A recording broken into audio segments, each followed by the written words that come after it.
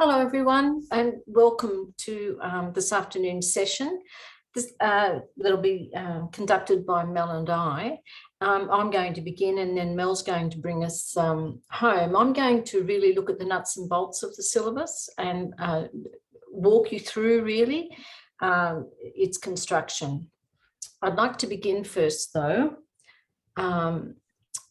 with an acknowledgement of country. The English Teachers Association New South Wales acknowledges and pays respect to the traditional owners of this nation. We also acknowledge past, present and emerging elders and the continuation and celebration of cultural, spiritual and educational practices of Aboriginal and Torres Strait Islander peoples. I'm speaking to you today from the country of the Darug people and acknowledge their ancestors who've been traditional owners of this land for thousands of years. I acknowledge and pay my respect to the Darug people's elders, past, present and emerging. Okay, all right, so in my section of the presentation, this is what I'm going to do. We're going to have a walk through the site via a recording and look at the key syllabus components, look at this idea of understanding and composing, and have a look at some of the new features, perhaps we could call it, of the syllabus, the idea of content groups, focus areas, concepts, meta-language briefly, and looking at course performance descriptors. And just at the end, I'd like to spend a little bit of time looking at models of English and proposing a metaphor for the syllabus. So that's going to be my 45 minutes and I have to keep an eye on that. Okay, so we have the great joy of a digital curriculum. And this is one of the features that NESA has been foregrounding as an innovation. The structure of the curriculum and the delivery of the curriculum. So I'm going to walk you through this, and it's essentially we're just going to have it's a little video, and I'm just going to stop it periodically just to comment on different aspects of the actual site. Okay, so first of all, so I'll just let it roll here for a minute. Okay. So I'm sure you're familiar with it. I just want to draw your attention to aspects of this that are not necessarily embedded across all the document. So this is our course overview, as you would be well aware, and it takes us down through the organisation of English, and it concludes with this statement on the importance of language in English, which is an interesting place for that because typically you might find it more integrated into a rationale. So first of all, the organisation of English, and you can see here we have an innovation. One of the innovations of this document is the inclusion of focus areas. And focus areas are going to, you can see them going down there, K to 2, 3 to 6. Focus areas are going to be important in the development of materials to support the syllabus. So in the previous syllabus, we had objectives that organised outcomes, and now we have focus areas to organise the outcomes and the content. And they're seen as being structurally very, very important. So you can see here in 7 to 10, the focus areas of reading, viewing and listening, understanding and responding, expressing ideas and composing.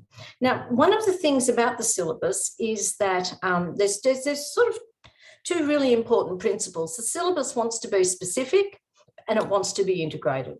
So both noble intentions, and the focus areas are one way of facilitating that. So I'm just going to keep scrolling down here.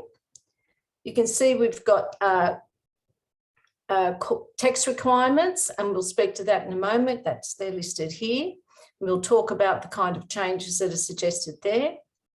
We've got life skills, access points. We've got this idea of a balance of content.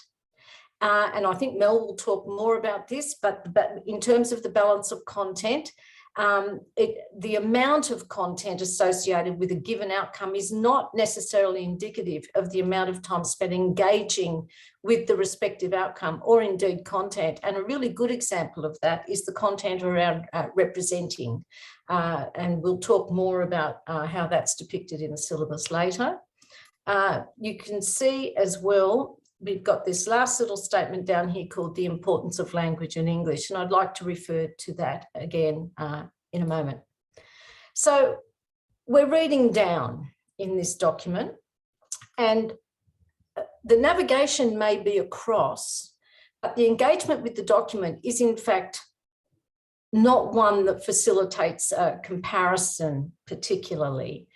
So as you can see here, we've got the navigation. We're pretty quick here with all of this, and we can access the various aspects of the syllabus by reading across the documents.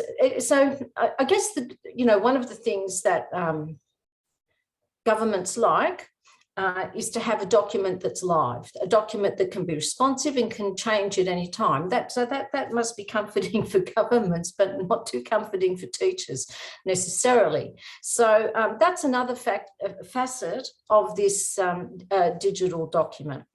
The other thing that needs to be said about it is it's not complete.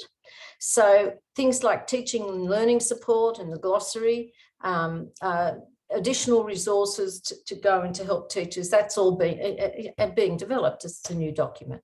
So we've got this sort of horizontal navigation, and then you read vertically down each of those, but it's really pulling it all together that is probably very important to do, to look at the vision of the syllabus, to look at the sweep of the outcomes and the content, and how it the degree to which it focuses has students at the centre. You can download it. I'm not going into all of that. That's, you can see the download view up there and engage with that. It is handy to be able to compare outcomes. It's handy to be able to look back at the outcomes from, previous stages. And one of the things that's probably a very good idea to do is to look back at the stage 3 outcomes. The stage 4 outcomes and content, here I've just remembered to do it.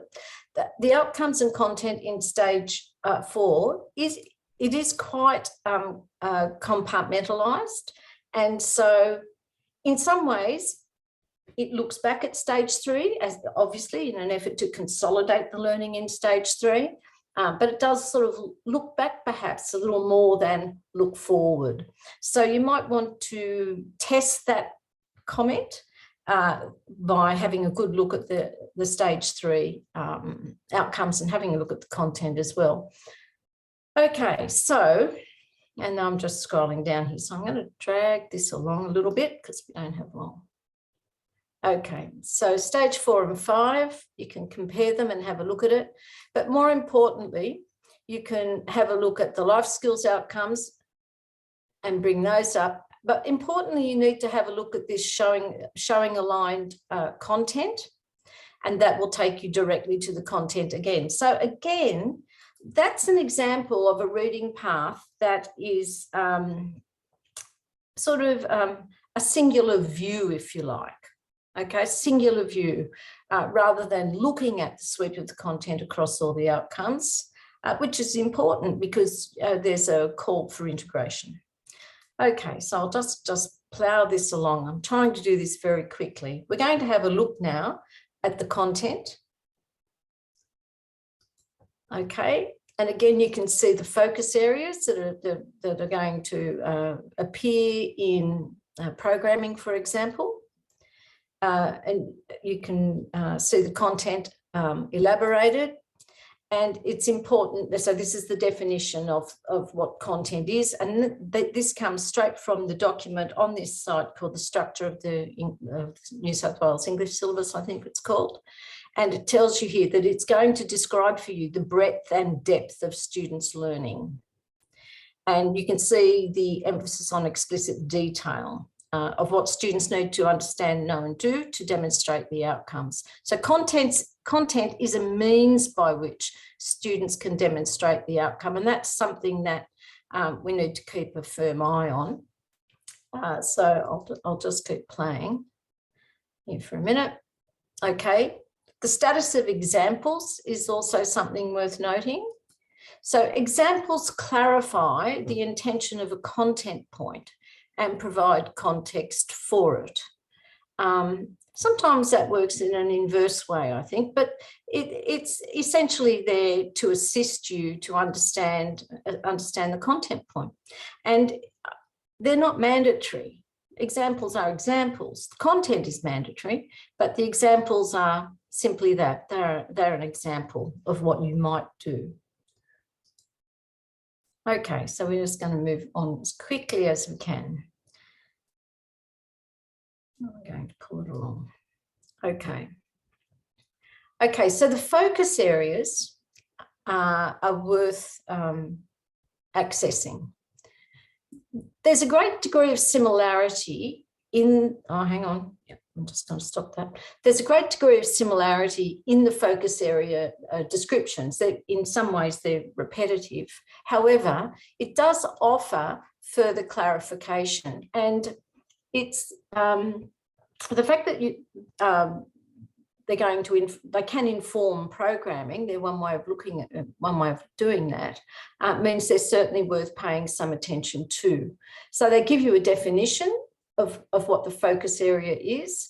They link it to assessment, all very broadly. But even having said that, they still do bring out specific aspects of that focus area. So could cover one, in this case, one outcome, or could cover three, as in the next case, in understanding and responding.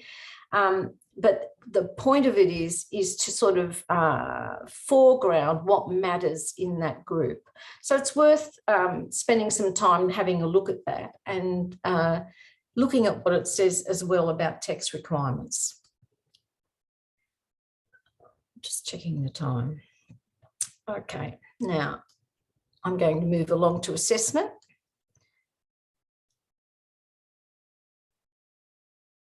I think one of the interesting things here in assessment, there's nothing, in a sense, there's nothing particularly new, but there's a very clear alignment between the outcomes and the course performance descriptors. And bearing in mind that we're going to be developing reports, we're going to be designing assessment tasks that lead to reports. I think it's a really good idea to make sure these course performance descriptors are available, married with assessment and certainly embedded in the document. So the ease of access is a good thing there. And we'll come back to those in a little more detail shortly. I want to move on to the glossary. The glossary is an emerging document, and I'm going to illustrate that. Oh, when I click that, I'm going to illustrate it by just looking at, for example, the term literary value. And I'll just have a look at that. So, okay, so here's a definition of literary value, one of the textual concepts that's been articulated more clearly in the syllabus. And you can see here there's a very brief definition. We'd encourage you with the concepts to use the textual concepts site, in particular the definitions. There are some other things here that are also kind of interesting. For example, the word create and compose words are used not always interchangeably, but sometimes interchangeably. And when looking at these, you'll notice that they mean the same thing. The verb craft is used in the outcomes for stage 5. It's not glossed here. So as I said, this is an emerging document and it's a live document. And so we have the great joy of being able to chase down those definitions as we program. And then lastly, I think I'll just move on to representation as well. Yeah, again here. So these definitions are starting points. They don't really capture the richness, in this case, of representation, which is foundational to our syllabus and is, what can be more foundational in stage 6. So if we're building towards stage 6, we need to be careful with that. Okay, so I'm just going to move it on. And then lastly, I'm just going to advance this very quickly. You can see there's a whole lot of teaching and learning support, and that's emerging constantly. So that's I'm going to move out of that now. So that's the site. And I think I've mentioned some of the, perhaps offered some advice on how you might approach the reading of the site, and perhaps pursuing some of the patterns across that site rather than just reading, as I said, reading down. The aim of English is very familiar, and what happens with syllabi, they evolve, they stand on the shoulders of previous syllabi, and in this case, it's very clear that this one has. Interesting that it mentions this idea of being powerful. The word power is mentioned once in the document, but there's many things there that will enable us to be, indeed, enable us to give students sense of the power of language. The rationale as well, as I said, these grow from the history of our subject over many, many decades, really. And I've just tried to indicate here some of the models of English teaching that we inherit in syllabuses, and they get lost in the publication of the syllabus, but they're there. And so I've just mapped through some here for you to have a look at. Interestingly, very interestingly, in this rationale, there's no mention of English as a conceptually based subject. And that's perhaps because it's looked back at the existing rationale rather than projected into the changes that it's proposing. So I'll come back to the models at the end. Okay, now this reminder I think is really interesting. This is about the importance of language in English, and it's at the bottom of the overview page. And I just wanted to pull out some of the key ways we can frame this document. The syllabus document in its revision sort of is doing two things which are it wants to integrate. One is it wants to introduce the idea of conceptual learning and overarching, the idea of the big picture, or the overarching, or the transferable. And simultaneously, it wants to be particulate. And because of that, we're going to have to manage those things. So in addition to those kind of directions, we also have the idea that language is rhetorically situated. And I really wanted to pull this out because it's here in the document. It's very difficult to develop a document that does things always and consistently.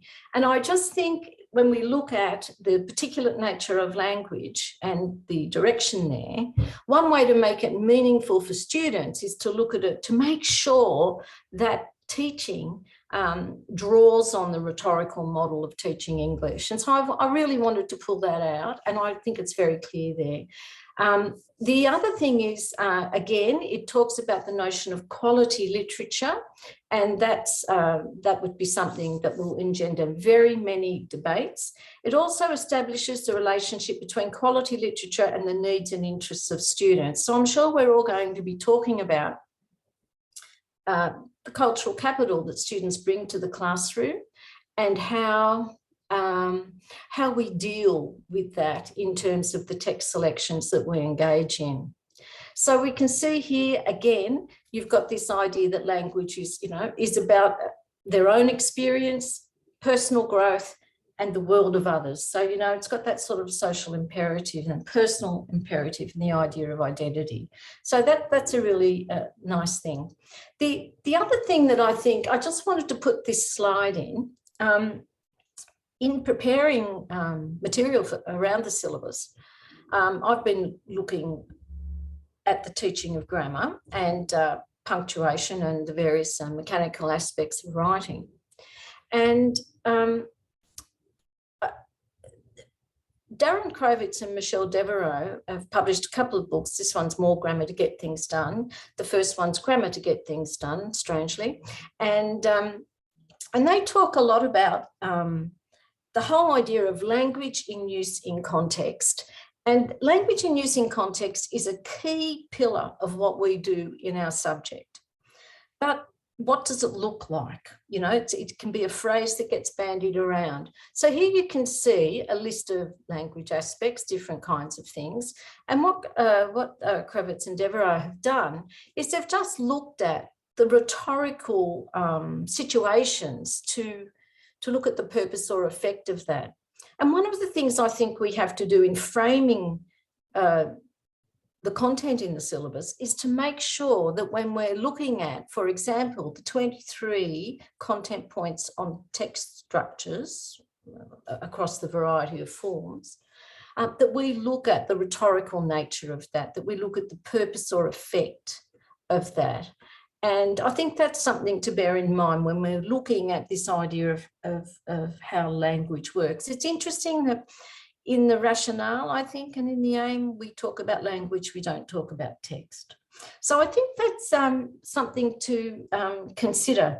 I really like what Kravitz and Devereux talk about, because they talk about making mechanics, if you like, meaningful by looking at, for example, looking at grammar that is text-based grammar, so within, you know, engaging in a text. And I really like this expression. They talk about not writing-based grammar, but writer-based grammar, very different. And so you've got this idea of the student having control of that knowledge and making language choices. And obviously that's a very good basis for moving into some sort of notion of craft suggested in stage 5.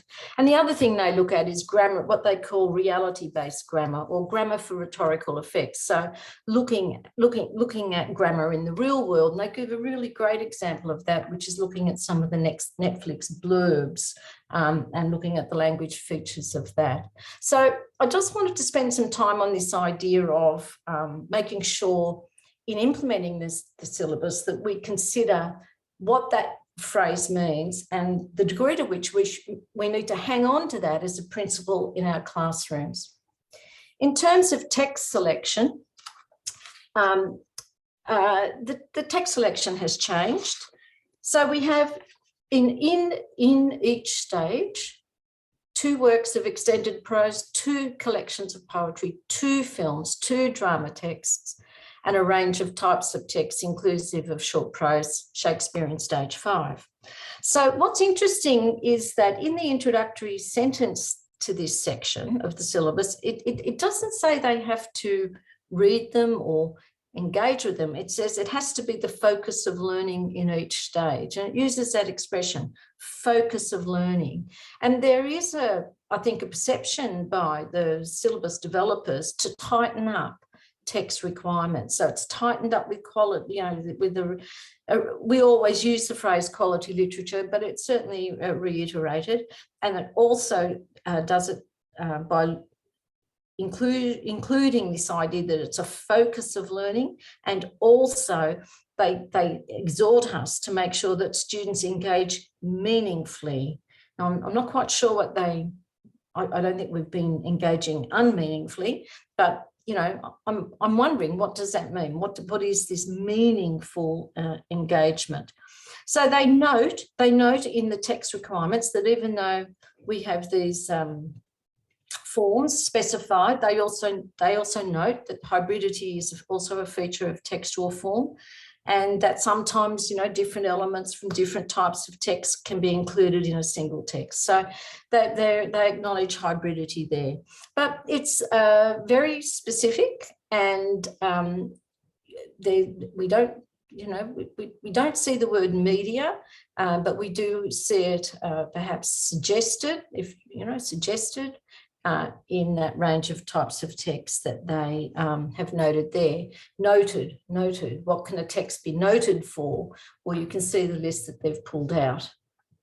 So I presume poetry might be particularly noted for vocabulary or some sort of multimodality.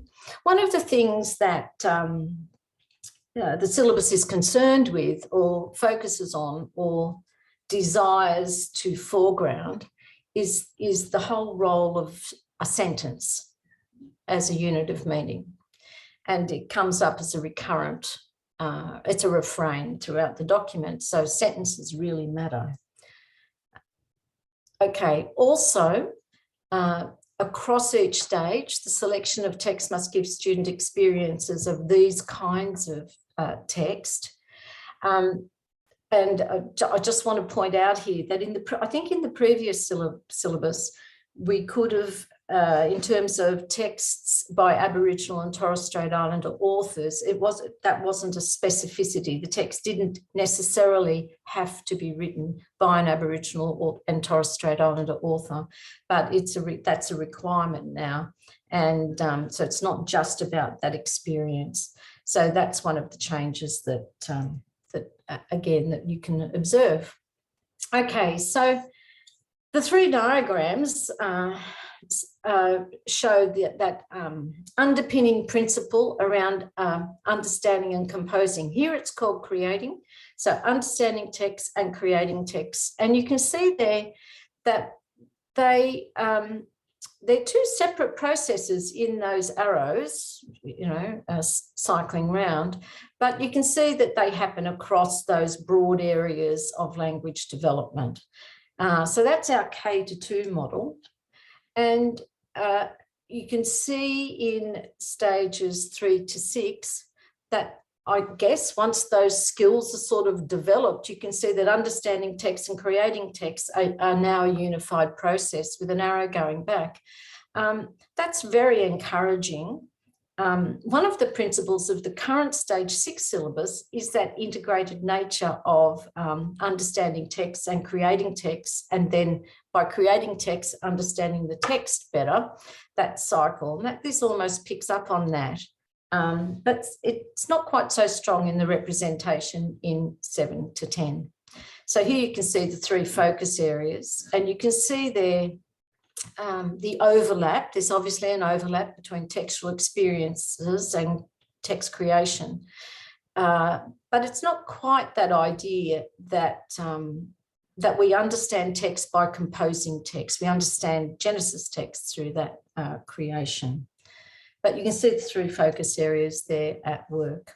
And this is just, I'm going to be pretty quick here, this is just a representation really of how things become broader, as you'd expect, as the students grow and mature. Okay, so I'd like to spend some time just looking very briefly at the outcomes. And in this slide here, what we're looking at here is the relationship between outcomes across stages. And we can see here that just by looking at them, if in conceptualizing these, the stage 4 outcomes to me seem to be more not exclusively, but more focused on what happens within a text. So they read texts that are complex in their ideas and construction. So that's a very broad outcome, the first one there, on reading, viewing and listening. And really that outcome is looking at encouraging textual engagement. That's really, I think, what that outcome aims to do, to get kids engaged in reading. And you can see here in the 3, understanding and responding, it's very much looking at what happens in the workings of a text.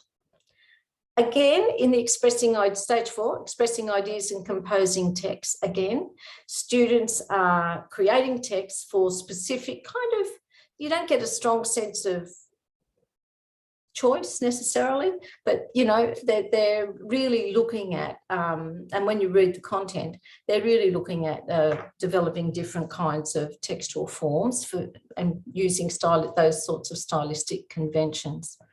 And of course, the whole idea of process you can see around planning and monitoring and reflecting, which is really about composition, isn't it, and crafting.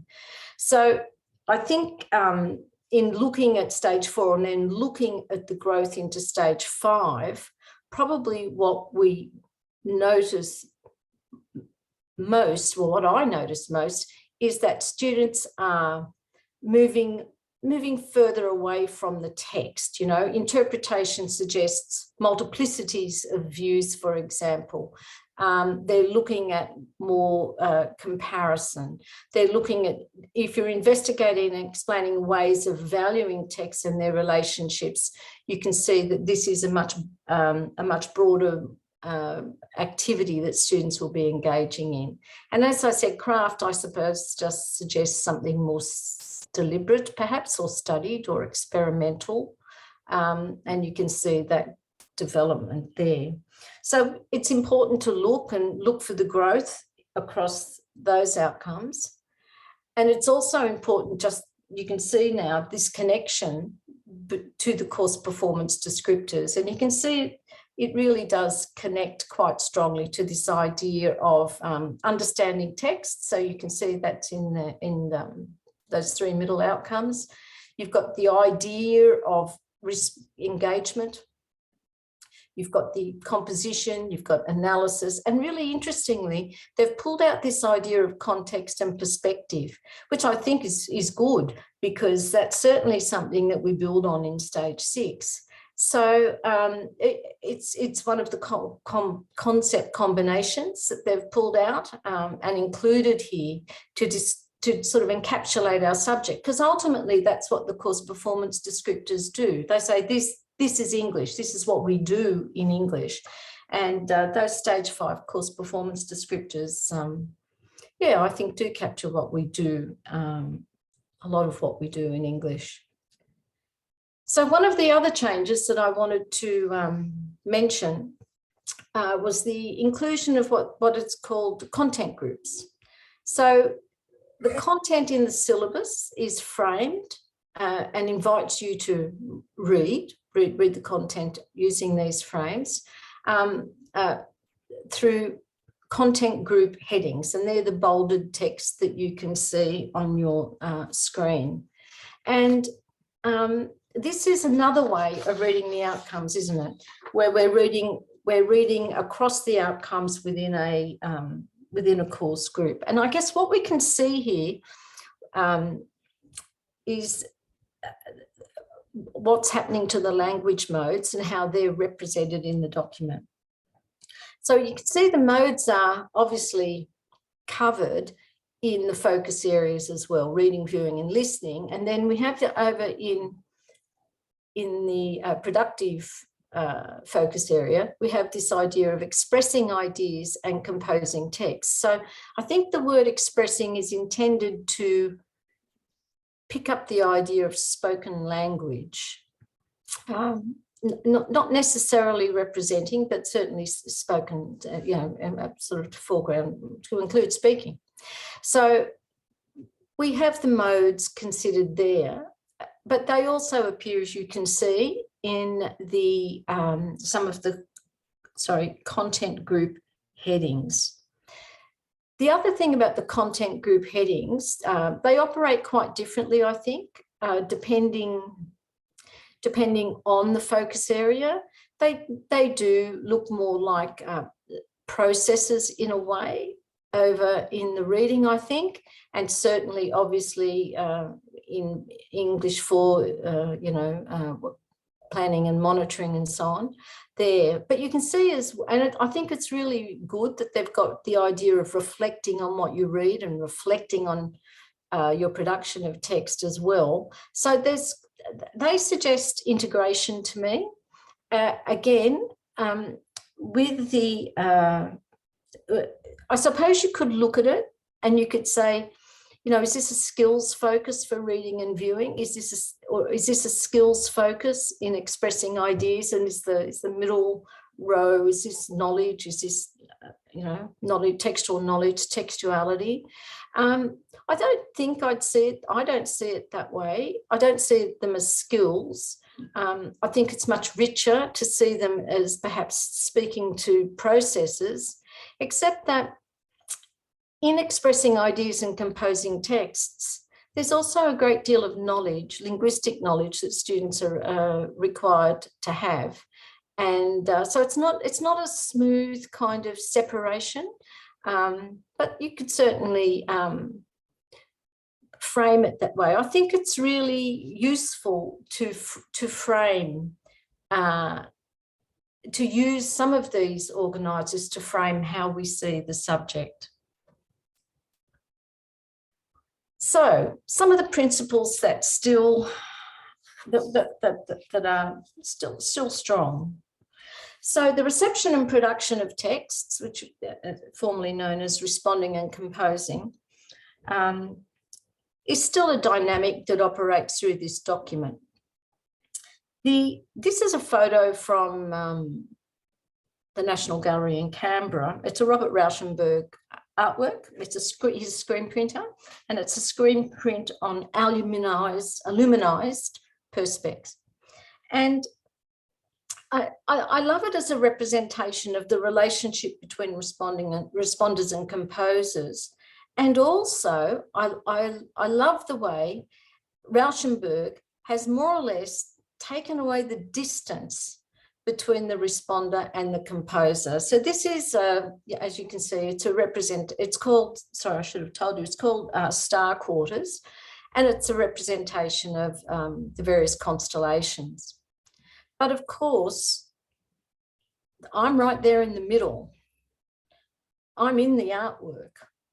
And I think our syllabus still has that capacity to have students explore the dynamic relationship that does exist between responders and composers. So Rauschenberg, as a responder, in many ways, he's removed my authority. He's taken away the distance, and I am right in there, but I'm also photographing it. So I'm exerting authority as well. So the complexities around responding and composing, we can separate these out.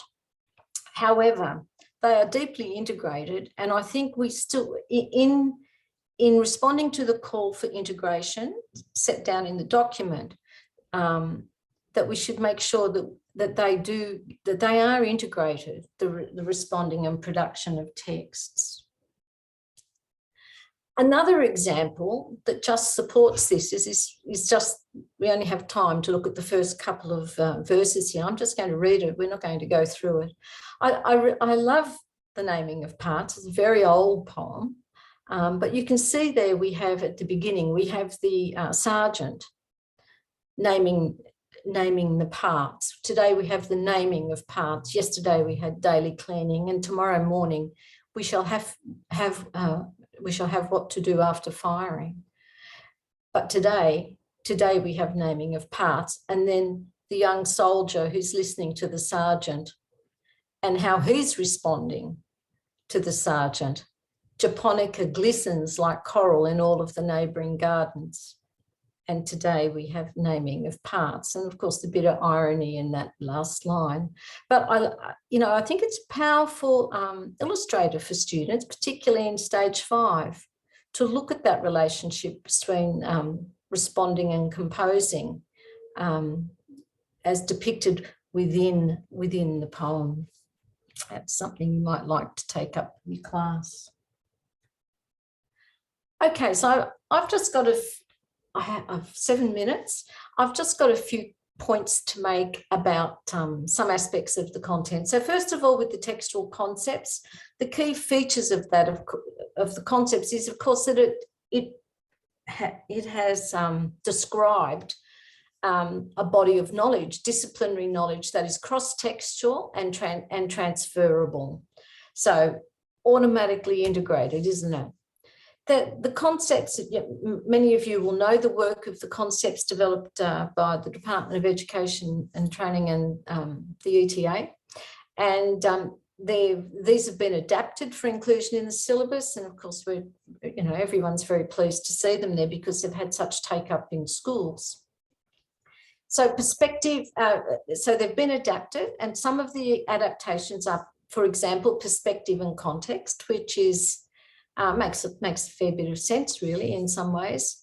And of course, it's named in the course performance descriptors, so it's quite prioritised. Argument and authority is another example. I think that's a less successful example of combination, because it suggests, for example, that narrative doesn't carry authority. And I think that's limiting. So we'd encourage you to use the glossary, but also we really recommend referring to the site for the further defining of the concepts, particularly the definitions. And we think that will really open up their potential, and we'd recommend that. So that's new. That's our new work, some of our new work, and building on some schools' existing work. The other area that I'd just like to and have mentioned is this whole idea of language in English, the place of it, the explicit teaching of language elements and their functions, and I've added, and their rhetorical effects. Language modes. This syllabus has a foregrounding of reading and in particular writing. Writing is envisaged, that should be envisioned, as an act of textual construction. And this, the triplet word, sentence, text level is something that underpins the document, something that we're familiar with. There's as I said, a profound emphasis on structure in stage 4, 23 points. And as I said, there's obviously more specificity in stage 4 as it looks back towards stage 3. Okay, so I just want to go back to this idea of the models of English. And well, this is an adaptation from some work, a chapter really, In Charge with Meaning, and the chapter's by Jackie Emanuel and Janet Dutton. And I've just taken my teaching and school experience and their chapter, and thought about, what has happened in English. Our subject evolves, and I just wanted to sort of show you this. We have here in the 60s, we have the idea of skills. So I guess responding to developing a workforce and after the World War II and so on, and, the rebuilding of a society. And of course, there was an emphasis on cultural heritage and literature. And, I think back to, the fact that school retention ages were very low, and, we learned pretty much Australian and British literature at school. In the 70s, we saw the personal growth model become more prevalent, and also the rhetorical model, this idea of language in use in context. And then, of course, in the 90s, where we've seen the movement into cultural analysis and critical literacy, and seeing text as socially constructed, and looking at foregrounding and absences and silences and ideologies that underpin texts. So again, a different kind of approach.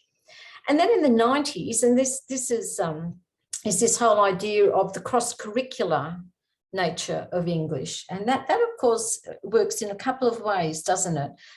Some of you will have been in schools where English is integrated across the curriculum, for example. And that's often an interesting experience.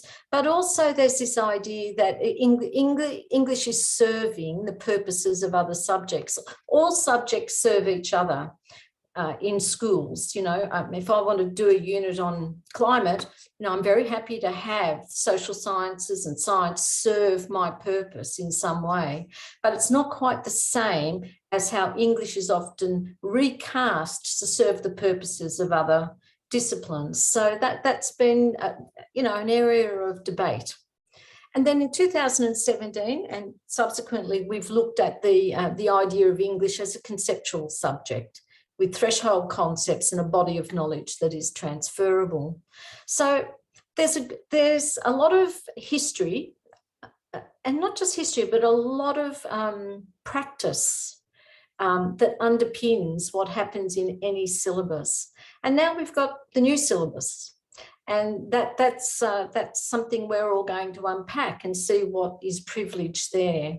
Simultaneously to that kind of evolution, in those red little circles on the side, we've had another kind of series of events or phenomena that have happened. It starts, of course, with the genre pedagogy and the Sydney School in the early 1990s. And then 1998 saw Ella, which was the forerunner to NAPLAN, and the prevalence of it and further development and intensification of external testing, and then the emphasis on literacy, which of course is interesting because, you know, if we were aligning literacy with this slide, we'd have it right back here on the skills level. So I'm not going to say sometimes everything old is new again, because that would be churlish, but you can see that English is indeed recursive in many ways. So those models do align in some ways over here with the concepts. And I should have said in the previous slide, you can see here that the models don't disappear, they're carried through. They're carried through. And you can see here that this is happening here again. Okay, so we can perhaps think about the processes of planning as being something associated with personal growth. We can think, you know, we can frame analysing language and meaning as a rhetorical kind of proposition. We can frame it as a critical literacy proposition. And indeed in stage 5, there's content that does that. So again, this idea of engagement that underpins this outcome grows out of the personal growth model. And again, the fact that Shakespeare has to be taught in stage 5, that there's a requirement for text by Aboriginal and Torres Strait Islanders, speaks to cultural heritage. So the models are not irrelevant. The models are a way of framing this government document. And here is stage 5. And again, you'll see here critical literacy and cultural analysis aligning here. Happily, there's not too much that's cross-curricular, although perhaps we should have looked at that in stage 4 a little more. Okay, so I'd like to finish with a metaphor. And this is my metaphor. Now, one of the things about making things separate is that you can make things separate, but integrating them, putting them all together, integrating them, a whole lot of small components, really only has meaning if you have the big picture, if you have some principles around your teaching that underpin that integration. And I think it's really critical in reading any syllabus document at all, that we stay true to the big principles that govern what we do. So you can see here, there's all sorts of ways we could look at this. If it didn't have the aesthetic qualities shared that it has in terms of pop art, this would be integrated, but it'd be a whole lot of small components. If it wasn't unified by the idea of fame, that big picture idea, it would be a whole lot of small components. So in reading the syllabus, I think what really does matter is making sure that we adhere to some of those broader principles like language in use in context, the rhetorical qualities of English, the transferable knowledge that matters as we implement the new syllabus. So I'm going to stop there, and I'm looking forward to hearing from Mel. Thanks, Mel.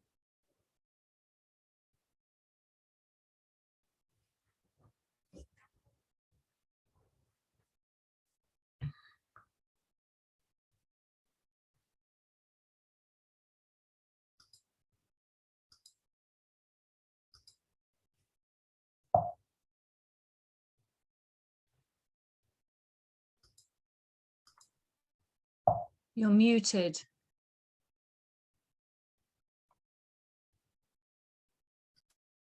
Sorry, everybody, I have been talking to myself. Okay, I've now unmuted. We're going to move into opportunities for integration and approaches to programming. Okay, and I acknowledge the different First Nations people who are traditional custodians of the land over the many places we live and work.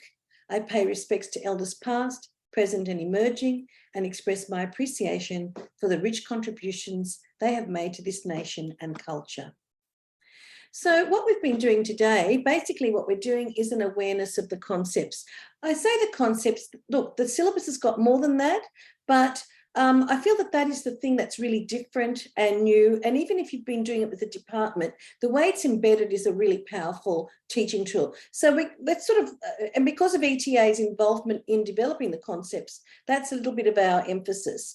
Now, what's going to happen in follow-up sessions, and that will happen in 2 weeks and in May as well, March and May, we're going to be looking at more work into the concepts, and we're going to be building up your knowledge. And what you're going to do over the year, of course, is you're going to be rewriting your programs, and next year there's going to be a great behaviour change. Don't you believe it? We never change our behaviour. We always keep on doing what we want to do. And let's see how we go.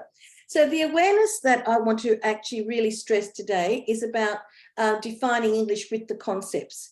Now, Anne's talked a lot about the literacy inclusion, and it's really important, and I'll talk about that as well. But we need to be, I don't need to remind you, we have our own set of literacy practices. And if we teach a disconnected literacy, and we're looking at the parts and the whole, we're cutting our students off from that depth of understanding that's in all texts. So what Anne was saying about language in context, that's the context of the text that we look at. And if we're teaching language separately, it's not going to work. So that's just something that this syllabus, we need to take care of it. But I think the syllabus doesn't preclude what I'm talking about at all. And the textual concepts, they're not about literacy, but they include literacy. And we want literacy to be embedded in what we do. The concepts also offer a beautiful through line from K to 12.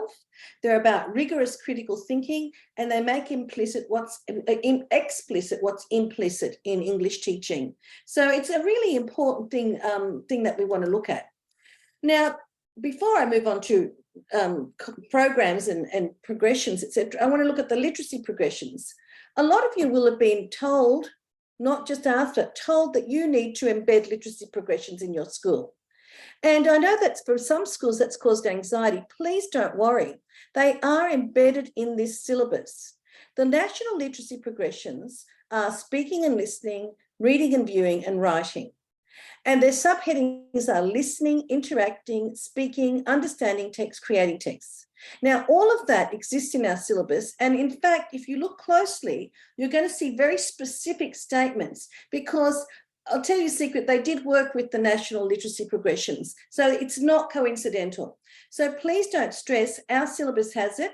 What's happening is that we had a meeting, we had the launch yesterday, or Nessa had the launch and we attended, and they've advised us that all the terms in the new syllabus will be, the relevant terms will be tagged so that you do a rollover and the literacy progression will appear. So please don't be anxious about mapping that. That's happening at Nessa, and you don't need to do extra work. The K-2 syllabus already has that happening if you want to see how it's happening. So just, no anxiety on that front. So we're going to look at where we start. And we're going to read the syllabus in an integrated way. And that's not an ETA directive, that's a new Nessa directive, and I'll show you. So one of the ways that we can read the syllabus, and Anne was talking about this across and down, etc., we can read across. Let's take those outcomes, and we start with reading. We've got 3 outcomes called understanding, respond. We've got the outcomes, and that's the number, and that's the outcome, that's the statement.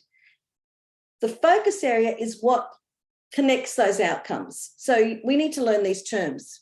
And underneath is the content and the content dot points. There's another word there too, I need to remember. But anyway, so the outcome has focus areas. One of them is reading, viewing, and listening to texts. 3 of them are understanding and responding to texts. 2 of them are expressing ideas and composing text. I'm sure you already know this. But if we look at it, we can see that as a beautiful horizontal line. We read text for understanding, which is used to create text. So it actually reads across really well. But it also means when I do it that way, you can see the integration already. Now, one of the interesting things, and I'll show this to you as we go through, is that while most of the for understanding section is analytical, if you have a look, there's experimenting also suggested in those middle ones, the for understanding. And experimenting fits in more with what we would do for composing texts. So yet again, There's a crossover, and I'm going to show you that. But I just want you to be aware of it. But the other thing I want you to be aware of is texts are central. Every focus area ends with two texts, two texts, two texts, two texts, text, text. Okay? So that is and that's wonderful. That's actually affirming what we all believe in and what we think is central to English. So there's some really lovely thinking going into the structure of this. You know what? It's very difficult to control any syllabus, but what we can see is that there is some through line that we can follow and appreciate. So what is specified in our syllabus? The modes are all there: reading, viewing, listening. They might not be, you know, expressed on the content or the outcomes, but they're expressed inside somewhere. Speaking, representing, writing, and I put the digital because it's sort of you know, it brings that all together, doesn't it? The form, and digital is mentioned specifically. Forms of writing are imaginative, informative, analytical, persuasive, multimodal. Discursive is only for late stage 5. Now, this is something that we argued for strongly with ETA because we believe that starting discursive in stage 4 is a very serious problem. You've really got to consolidate the other writing before you move on to this absolutely beautiful discursive writing. I would strongly recommend that you think about this, you know, and as it says, it's in stage 5, and I would recommend late stage, like year 10, not year 9. It depends on your kids, of course. Now, one of the things I didn't write there is that the notion of hybrid text and multimodal. So I've actually made a mistake. I've left out that idea of hybridity and multimodality. That is definitely, but those words are used in the syllabus. So I'm only telling you the words that are in the syllabus here because I you know, they actually reinforce what we value and what we want. Now, the other thing, now I just want to do this, Anne did show you what the content points are that exist under each focus area, but I just want to show you a bit more closely how they're linked. Now, the reading one, I haven't put up there because reading does not have the same kinds of content points. And I'm looking at concepts here. So the concepts that are named are, as I've got here in red, representation, code and convention, etc. If we read down, representation is seen through code and convention and revealed through connotations and images, through characterization and narrative. Great, I agree with that, but I've got a problem because representation is also representation through argument. It's representation that causes that something's valued because of its representation. It's representation through intertextuality. And this is where we need to be careful because the content mustn't only exist, and I'll show you, it doesn't exist actually just in the vertical. It also exists right through integrated. Now, if we read horizontally, representation of a theme in a genre, and we do the writing. That's good too, but it still doesn't cover everything.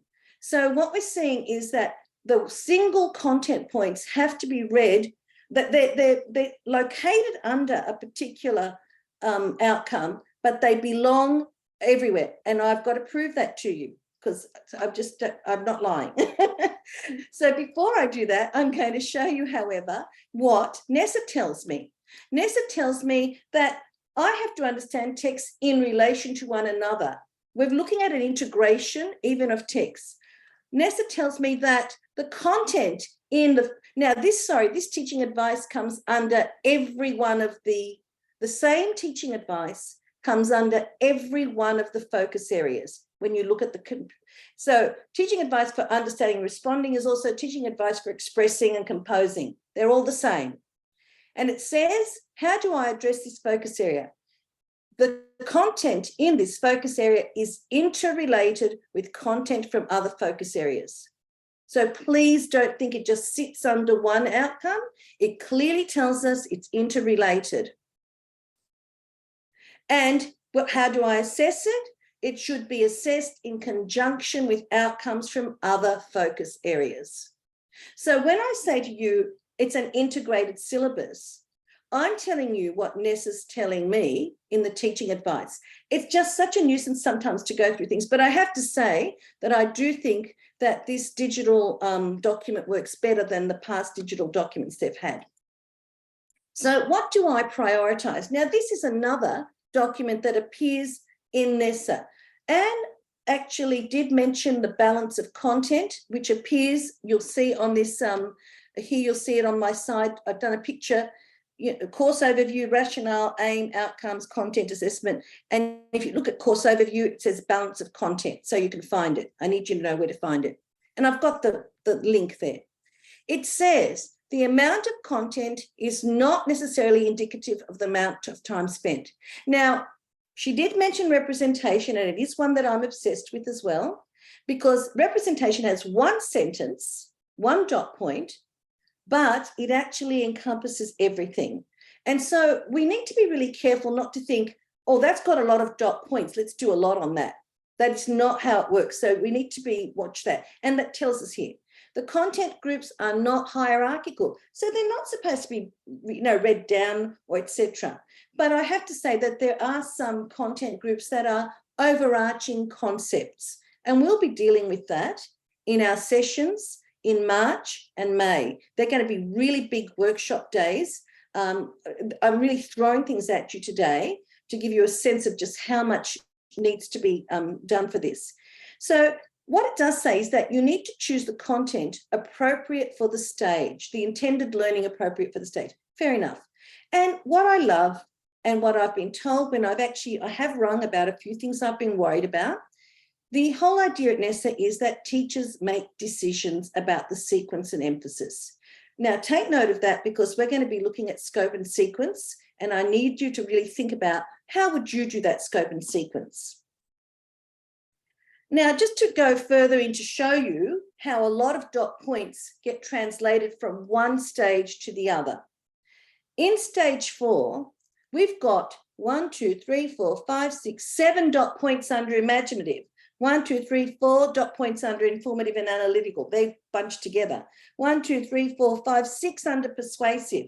We've got a lot of dot points there. And we've got 1, 2, 3, 4, 5, 6, 7 general ones. When we go to stage 5, this is not separated into separate sections, imaginative, informative, persuasive. Now, that division comes directly from the literacy progressions, the learning progressions. So by stage 5, we're moving into a more senior understanding, and we've only got one sentence not quite right, 1 or 2 points for each particular type of writing. Imaginative texts, you use the structural conventions. You do poetic forms and you do transformation. You do persuasive and arguments, you do informative. You can see what I've done there. So I've actually divided to see what's happening. Discursive doesn't exist in stage 4. It's only stage 5. So what I've got is a document that I have uploaded, but some of you couldn't download it. And I've sent it at the end of last year. And that document, I've actually mapped things next to each other to show, and sometimes they're not in quite the order Nessa had, because I wanted to map everything next to what was relevant to show you how it moves from stage 4 to stage 5. Because we need to know what we're going to do to increase our kids' level of understanding from 4 to 5. We don't want to be repeating stage 4 in stage 5. Of course, for kids that need it, we do, but we want to move on as well. So here you've got a beautiful arrow. I'm going to now look at scope and sequences. And to find that, you go to the top bar of the syllabus and you go to teaching and learning support. Now, scope and sequences have been uploaded, but they're under discussion. But what will happen, so please just be aware that there could be some changes. There will also be a new, a whole lot of units. People are writing the units right now. They'll be coming up soon, and they'll be under that section, teaching and learning support. I've only copied 2 terms of a sample scope and sequence. And I just want you to look at it quickly. Just have a look. I'll just give you a minute. Just have a look there. Oh, well, I'll take you through it because we don't have much time. We can be heroes. that's got 3 focus areas: reading, viewing, listening, understanding, responding, expressing ideas. Okay, that's good. I read, then I analyze, and then I write. It's got narrative and characterization is what it's going to focus on. Yeah, heroes, that's fair enough. Then the beautiful little explanation of it.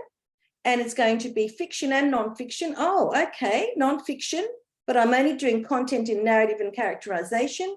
And then it's understanding the concept of heroism in a composition inspired by a real world hero.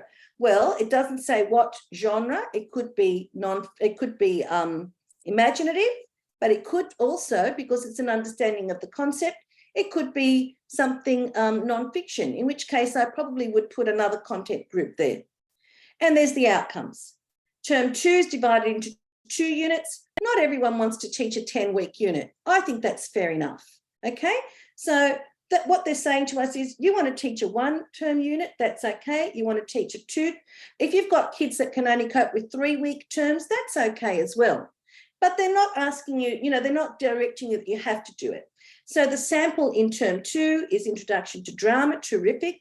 If I can find the books, I love it. Understanding and responding, it's only got 1 focus area. It's got 2 content groups, code and convention and style.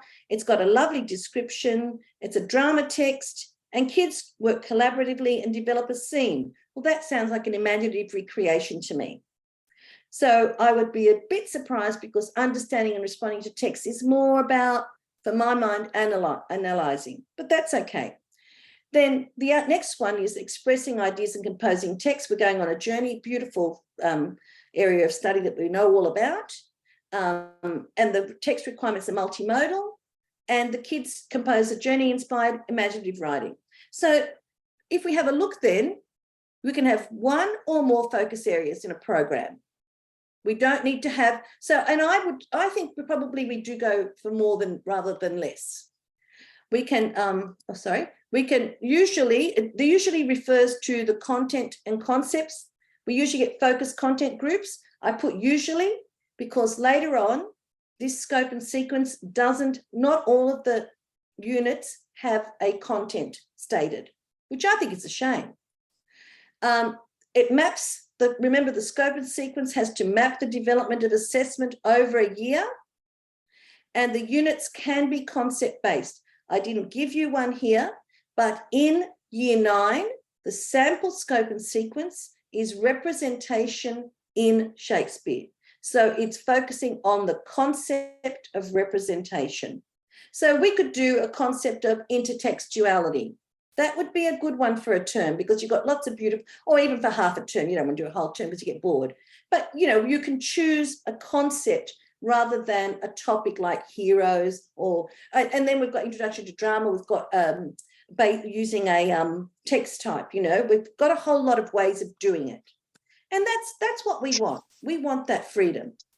So what you need on your scope and sequence, no, you don't need it, sorry, but this is what is on the samples, and it won't hurt to have it. Unit title, focus area, content group and concept, a description, how it meets the text requirements, assessment and outcomes. Now, one thing that I always say about scope and sequence, and look, this is the time for us to remember what we don't do well, is let's map it out over the year. If you don't map it out over the year, you can't see where you're missing something. So I always put stuff into a table. I'm a bit obsessive, because then I can see what I've missed out. Now, in term 1, the genre wasn't specified, the assessment genre. Now, that could cause trouble, because I'm doing heroes. And if I'm running a faculty where my teachers want to do, oh, heroes, I'm going to do an imaginative because you haven't specified it. Well, I'm in a bit of trouble, because there's an imaginative recreation in the drama unit. There's an imaginative task in the journey unit, and there's an imaginative possibility in the portfolio. So I'm going a little bit overboard with imaginative that year. So I just want to, make sure that when you're looking at the scope and sequence, you work out what's going to suit you. So you've got lots of variety. Look, I know you do that. Now, you'll also notice on this table that the journey didn't have any content group assigned to it. That's all right. But being a multimodal, I would have thought that code and convention, representation would actually fit in there. You'll also notice that in the drama unit, I've put in brackets intertextuality. Why isn't it there? Because the students are recreating a dramatic scene based on their play, and that's good. But I put it there because it says understanding and responding. And my understanding of that as a focus area is that it's just about analysis. But when I read the assessment, it didn't fit in. But then I went back to the content dot points and intertextuality was there and it said experiment with. And I thought, wow, I missed that. And that actually fits in there. So just a little bit, I'm just showing you how I'm doing on my cross-referencing. I really want you to do that. And then in term 3, one of the portfolio tasks, I've put in brackets point of view, question mark. One of the tasks was to rewrite the imaginative, rewrite from another character's perspective. Now, is it perspective or point of view? We distinguish these very carefully. If it's from like changing into someone else's mind, that's point of view. If it's perspective, someone else's ideas, that's perspective. Do you see what I mean? And so I put the question mark there. So even while you read this scope and sequence, read it with questions in your head, keep questioning, because that's when you're going to really engage and be able to do what you want. As you can see, there's some lovely list of topics: heroes, drama, journey, conflict and adversity, fractured fairy tales. Great, really beautiful. In the range of text, I would have liked the prose to be specifically say short prose. That's okay, but it's all there. In the year 9-10, the stage 5, we've got poetry in place. Love it. I love to have that. Yes, we all do that in year 12, in year 9-10, sorry. Australian identities, year 9, this is a year 9 one. Actually, I'd probably do the term 2 in year 10, to be honest with you. Australian identities, that is a year 9 one I always used to do, speculative fiction, lovely variety of units, okay? And it's got a real diversity of ideas. The text, jumping to text, range of poetry, drama, extended prose, including text by Aboriginal and Torres Strait Islander people. Good to see short prose text. Well, I can't see non-fiction, but the extended prose is going to have to include some non-fiction. Otherwise, I am not responding to my text requirements. And then they've got the assessment. They had 2 or more annotated student poems. Annotated is great because you've got imaginative, because they write the poems, analytical because they annotate them. So you've got 2 beautiful things happening there. Multimodal presentation, when I read it, I thought, oh, and then it said it's basically analysing Shakespeare. So that's an analytical.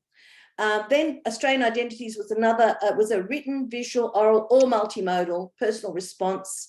I wasn't sure what genre that was going to be in. And then imaginative. So there's a bit of a range, but again, but understandably, as we get towards year 10, we tend to go more to the analytical, but we need to remember that range of writing that's necessary. But just to give you an idea of what's happening in the scope and sequences that are available. So I looked at a scope and sequence that I devised for concepts when we started doing concept. We did presentations a few years ago. Some of you might have this already because I gave it out. And it actually reflects what I used to teach, the ways I used to teach. And you'll notice that what I've added to mine are focus questions. I know it's a scope and sequence, but I really like to see the questions and how the questions develop thinking. You don't need to put that, but I'm just saying your scope and sequence can have more in it. I used to also write a wide reading. Now, you might say, oh, yeah, but they do wide reading each term. Why are you rewriting it? Because in the terms my students did poetry, they had to read a novel. In the terms my students did a novel, they had to read short texts because I'm not going to get them to read another novel in a term when they're reading a novel. That's not fair. So I actually had a program of wide reading accompanying my whole year. General novel, and they did journal writing. Poetry reading, I've got journal writing, but I actually changed that. Poetry reading and film viewing was wide reading in term 2, non-fiction, play reading. I actually changed that, and instead of journal writing, I wrote a whole lot of little activities, and they had to choose whichever activity they liked. They ticked that they did that term, and the next term they had to do a different one. So they had a whole range, and that was to teach them independent learning. That was their independent learning. And so you'll see, and then I put the concepts. So I also, what else have I done that's different? I've added language. Now, we're talking about language a lot. And why don't we add it to the scope and sequence? I added objective and subjective writing in first term because I was looking at non-fiction and speaking. I added the difference between poetry and prose and different types of sentences in second term. I'd move that sentence stuff into first term now because you've got NAPLAN. So I do have to take attention to NAPLAN. I put passive and active verbs in the unit about drama and film and antonyms and synonyms. And I put a website on a website. We did website searches of words and etymology for the last one. So I actually worked out a language program that meant that the kids access different learning all, each term. So that's just some other ideas that you might want to do. I've got my question here. How can I adapt this? What do I need to add, remove, change? We haven't got time to talk about that, but clearly I've got to add my focus areas. I've got to add my outcomes. I haven't got them in there anyway, but you can see what I can do. But I just want to show you another way of doing a scope and sequence. Oh, so now I'm going to take you to a lesson plan. Okay. Oh, and I've only got 14 minutes. So I want to teach intertextuality. So what do? Because all of us want to teach this. I'm sure we all teach it. I went straight to the syllabus. I picked the statements on intertextuality, which come under understanding and responding to text, part C. It's understand why they can be adapted, experiment with adaptations, analyze how they draw on elements of other texts.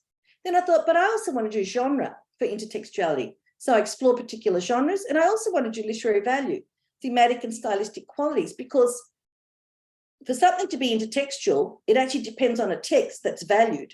So I had to put that in. I also noticed that under the expressing ideas, imaginative had a dot point saying develop transformation skills. So I realized that if I want to look up intertextuality, I can't do a search just for intertextual. I need to look up the word transform. Otherwise, I'm going to miss a lot of these beautiful syllabus references. I also noticed that under reading, viewing, and listening, it said understand how language use evolves over time, influenced by technological and social developments. Well, in an intertextual text, if we've got film, we adapt according to the different language. We adapt according to websites. Now, so I collected all this. Where did I collect it? In our new book on intertextuality. I have to tell you all the books we're publishing. At the end of the book, it's got this. I thought, what can I do to help our beautiful teachers? So anyway, so then I looked at stage 5 and wow, I found some, and I thought, oh, thank God we actually did all this in our units. And stage 5's got other things. I didn't actually assign any of these to the units that we published because I wanted you to work out which ones you're going to do, because you've got to do the units the way you want to. But you can see intertextuality, I've actually pulled out representing. I've pulled out, if you look under reading, viewing, and listening, draw on prior knowledge of texts to deepen understanding of new and familiar texts. That's intertextual. I'm drawing intertextual relations. So you actually have to read the dot points closely because you can find some incredible dot points there that do what you want. So let's have a look at one of the units that we planned in this. I just want to show you how the units progressed. This is the sort of unit you probably already got in class. It's designed, this one's basically designed by Katie Murphy, except I added the reflection because I'm obsessed with reflections. But anyway, Katie started with the picture, Van Gogh's painting, beautiful Van Gogh painting, The Starry Night. Then she moved to the song, Starry, Starry Night by Don McLean. And she looked at also at context and how John McLean's context changed what he said. Then she looked at the poem, The Starry Night by Anne Sexton. And then we did this beautiful comparison, and she used all of this learning to create an ekphrastic poem. She loves that word ekphrastic. If you ever see that in an ETA resource, that's Katie Murphy, obsessed with that word. So she did the ekphrastic poetry, just means write a poem, based on these beautiful images, Australian images, and then I added the reflection. So we've got from art to song, to poem, compare, write your own art poem and reflect. This is a lesson sequence that we're offering in this. And I think it's a sort of lesson sequence. I'm sure you're doing it in class. So then I thought, what are the content points that I'm using? And how many outcomes am I actually using here? And I realized that I'm using 4 outcomes: reading, viewing, and listening, because I'm understanding how language use evolves and is influenced by technological and social developments. Then I'm also going to, so I don't just look at the intertextuality thing. If you look at that, that's spot on. Then the intertextuality ones definitely fit in, the genre fits in, and literary value. Why is everyone valuing Van Gogh? And then I go to expressing ideas, because they create their own imaginative text. And then I go to expressing ideas part B, which is the editing and reflecting. So here's my unit all done, ready for my scope and sequence or whatever I want to do. So you can take what you've already got, pull out your beautiful units and have a look at it this way and see if you can manage to get it together, or just use the ETA units. Why bother doing all the work when I've done it for you? So what other concepts might I do here? Normally I would do workshops on this, so my apologies for being terribly strident and teacherly. Context, I could add context because I've changed for every context. Code and convention, absolutely, because I'm looking at how the music has a different convention to the art, to the poem. Representation, absolutely. How do we represent our world through these different medium? Modes and media, themes. How does one single theme of the starry night, this idea of the way we're entranced by the nature, how is that carried through different texts? So I've got a really beautiful unit, but I don't need to just do it for intertextuality. I can use my other concepts. So I'm actually nearly finished because I'm nearly on time. Oh, gee, I'm on time. I'm so good. Okay, so here's another lesson sequence. My focus question, this is the book Representation. Who am I? I put this one here because you're a lot of you are teaching year 7 now, and you might want this sort of thing. Am I the same person in public and private? I started with non-fiction. I started with government documents. How do you refer to yourself on, on the census or whatever? Then I looked at artwork. Then I looked at social media. Then I looked at the art selfie. Then I looked at extended prose and invited them to read Anne Frank, or there's also the story Boy by Roald Dahl. It's on another page. I've only picked a few pages. And then the end result is a beautiful multimodal where they do a digital representation of themselves and who they are. So again, then I would match that with outcomes and content points. And these are the kinds of units that I know you're already doing them, probably not as beautifully laid out as mine, but that's okay. But you're all doing these units, And so what I was going to just say to you, I've talked to Eva and we're going to do this. First of all, literacy you can find in these beautiful books, literacy, NAPLAN writing, literature. I'll ignore those because I want to move on to this. Intertextuality has the new syllabus embedded in it. What we're going to do, we're going to take the other 4 and we're going to remove all the old syllabus references and redo them 2nd edition. But you might want to buy them now. So I've asked Eva, and if you buy those books now because you want to start working on it, we will send you, anyone who buys things in 2023 will be sent the 2nd edition of these concept books. If you buy the concept books now because you want to look at them, we'll send you the 2nd edition as soon as it comes out, which I hope will be next term, but you have no idea how many books are coming out at the moment. So if you want to get these books because these books go immediately into the concepts and they will support your new syllabus references. Now, oh my God, I can't believe how on time I am. So here's the planning timeline for this year. Today you came to our introduction to the syllabus, and I hope that you got a lot of ideas. I have to say, I want to use all those beautiful visuals that Anne did, absolutely gorgeous. Anyway, in March, I think it's the 4th of March or something, it's on a Saturday, I'm sorry to say that, but it is Saturday. We're going to have a guided programming session online, and that will be looking at basically concepts, but like what I did today, you can see what I've been doing. Day 2 of that will be a live one in May. Term 3, I want you to take time in your faculties to prepare, and we're inviting, ETA is about you guys presenting. You have to have this is about us offering you leadership opportunities. So we want you to present your work at the conference. Regional people, please don't be worried. We had a branch, or Eva had a branch meeting last week with all the branches, and we will be devising regional workshop dates. So that will come out soon. I'm not sure how much it'll follow this pattern, but something will be going on. Workshops will have, regions will have something as well. So I want you to make sure you sign up for the next sessions.